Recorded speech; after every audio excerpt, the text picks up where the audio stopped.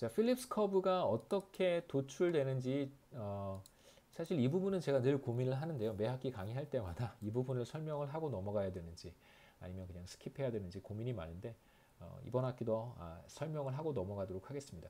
그러니까 필립스 커브를 우리가 어떻게 도출할 수 있는가를 간단하게 한번 설명을 할 텐데요. 총 수요 곡선을 구성하는 IS 커브나 MP 커브 같은 경우에는 우리가 어떻게 도출되는지 간단하게 봤습니다.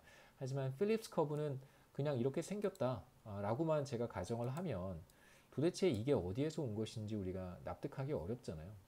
그래서 이게 어떻게 도출될 수 있는지 간단하게 설명을 제가 하겠습니다. 세 개의 이퀘이션을 제가 소개를 할 텐데요. 세 개의 이퀘이션을 방정식을 적당히 잘 조합해서 우리가 필립스 커브를 도출할 수 있는데 도출하는 방법까지는 제가 설명하지는 않을 것이고요. 세 개의 방정식만 제가 간단하게 설명을 하겠습니다. 먼저 이삿짐 센터들로만 구성된 어떤 경제를 생각해 보겠습니다. 뭐 누가 이사를 하는지는 모르겠지만 이삿짐 센터들만 있는 그런 경제라고 생각해 볼게요. 제가 이 이그젬플을 만들 때 저희가 이사를 하고 있어서 굉장히 괜찮은 이그젬플이라는 생각이 들어서 만들어 봤습니다. 자, 갑작스럽게 이사 수요가 급증하고 있습니다. 사람들이 너도나도 막 이사를 하려고 하는 거예요. 자, 첫 번째 우리가 적정 가격이라고 하는 것을 생각해 볼 수 있는데 desired price입니다. 자, 이삿짐 센터는 가격을 어떻게 책정을 하냐면요. 포장 이사 가격을 이렇게 책정한다고 한번 가정해 보겠습니다. 그래서 이 PT가 T 시점의 평균적인 포장 이사 가격이다라고 한번 해보고요. 자, 그 다음에 YT 햇은 그대로 해석하시면 됩니다. 어떤 총 수요가 얼마만큼 늘어나는지, 얼마만큼 줄어드는지, GDP 갭과 같은 것인데요. 여기서 GDP 갭이라고 쓰면 조금 또 너무 크게 생각할 수 있을 것 같아서 이상 수요라고 여러분 생각하시면 됩니다. GDP 갭이 플러스가 된다는 것은 사람들이 전보다 무엇인가를 더 많이 수요하는 상황이잖아요. 과열되는 상황이고 GDP 갭이 마이너스라고 하는 것은 전보다 수요가 좀 줄어들고 생산도 좀 줄어드는 이런 상황이라고 우리가 생각해 볼 수 있습니다. 그래서 이사 수요가 만일 YT 햇만큼 늘어난다면 그러면 이제 K만큼 가격을 더 얹어서 받는 거예요. 그래서 우리가 지금 상정하고 있는 우리가 보고 있는 이삿짐 센터 시장은 완전 경쟁적인 시장이라고 보지 마시고요. 약간 차별화된 포장 이사 회사들이 몇 군데가 이렇게 있잖아요. 이런 회사들이 서로 경쟁을 하고 있는 상황이에요. 그래서 각자 이렇게 뭔가 차별화된 이사 서비스를 제공한다라고 여러분 생각해 보시죠. 그러면 각자가 조금씩 차별화된 이사 서비스를 제공하기 때문에 이런 시장을 우리가 독점적 경쟁 시장이라고 부르고요. 독점적 경쟁 시장에서는 매우 비슷한 재화와 서비스를 생산하지만 미묘한 차이가 있어서 자신이 생산하는 제품에 대한 독점력을 어느 정도 갖는 시장을 가리키는 것입니다. 가장 좋은 예가 저는 라면 시장인 것 같아요. 라면 시장은 정확히 똑같은 라면을 만들 수 없잖아요. 그건 사실 그 뭐 뭐에 저촉이 되죠. 뭐 특허 뭐 이런 거에 저촉이 되지 않나요? 저도 잘 모르겠습니다만 똑같은 라면을 만드는 회사는 없는 것 같고요. 각 그 라면 회사마다 자신이 판매하는 라면의 어떤 그 독특한 차이를 강조를 합니다. 먹어보면 별 차이는 없어 보이는데 각 회사들이 라면 회사들이 자신이 판매하는 라면은 뭐 조금씩 다르다라고 얘기를 하고요. 실제로 보면 뭐 조금씩 다르기도 합니다. 자, 그런 시장을 우리가 독점적 경쟁 시장이라고 해요. 라면이라고 하는 유사한 제품을 만들지만 미묘한 차이가 라면들마다 다 있습니다. 그러면 이제 라면을 만드는 회사는 어, 자신이 판매하는 라면의 가격을 조금 올리면 물론 살려고 하는 사람들이 줄어들긴 하겠죠. 하지만 완전히 없어지진 않아요. 완전 경쟁 시장은 시장에서 결정이 된 가격보다 내가 조금 더 받겠다라고 하면 아무도 그 회사의 라면을 사진 않지만 지금 이렇게 자신이 판매하는 라면이 조금 차별화되어 있다면 여전히 가격이 올라가도 그 라면을 구입하는 사람이 있습니다. 왜냐하면 차별화된 재화이기 때문에 그런 거예요. 그래서 독점력을 조금 가져요. 그러한 시장을 우리가 한번 생각해 볼 수 있는데 이삿짐 센터도 그러한 시장이라고 한번 생각해 보시죠. 자, 그러면 자신이 제공하는 이사 서비스에 대한 수요가 늘어나면 그러면 가격을 조금 더 올릴 인센티브가 있겠죠. 만약에 완전 경쟁적인 시장이라고 한다면 이런 이삿짐 센터는 아무도 이사를 의뢰하지는 않을 거예요. 이사를 맡기지는 않을 거예요.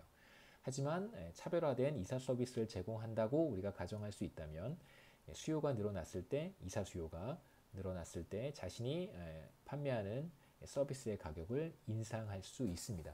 그래서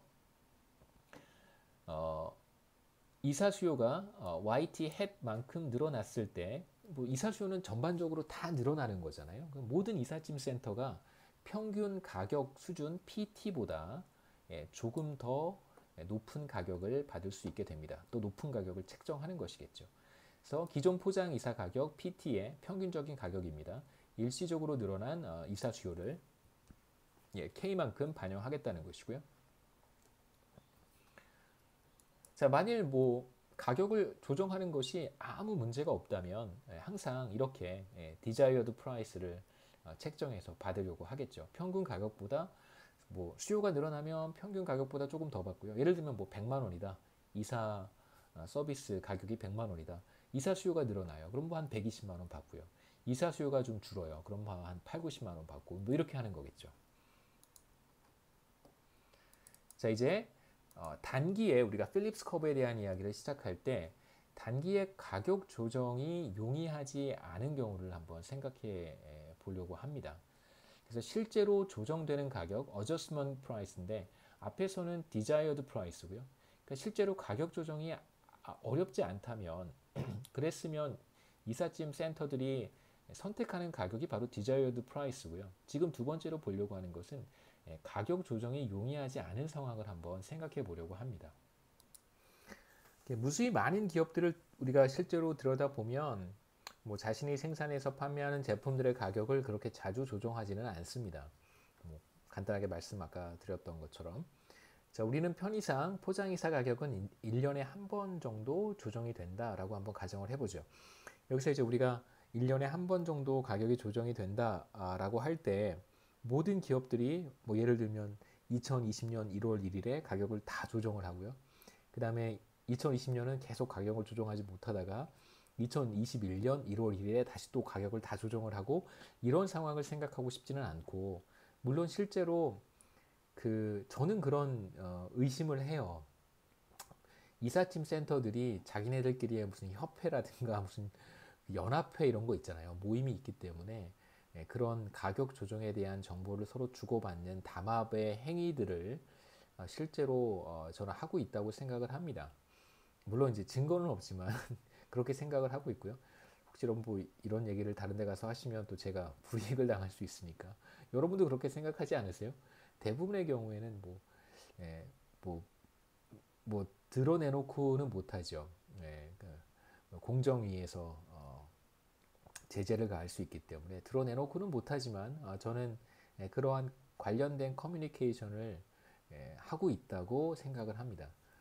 뭐 증거는 없어요. 그래서 뭐 이렇게 그렇다라고 얘기는 못하겠지만 전 그런 의심을 늘 하고 있습니다. 자, 편의상 모든 기업들이 동일하게 한날 한시에 가격을 조정하는 것은 아니고요.